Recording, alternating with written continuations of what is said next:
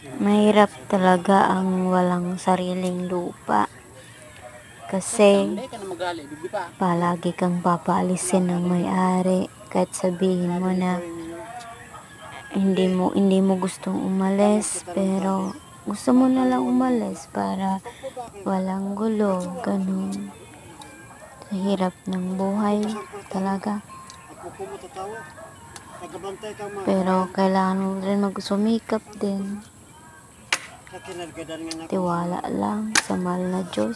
Adaw, kinukuha permit din. Sana balang araw makamit din yung kahit konting ibigay ni Lord.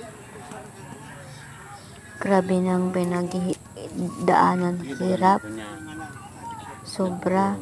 Hanggang ngayon, ganun pa din, Lord. Pero kaya yan. Basta sumikap lang kahit paunti.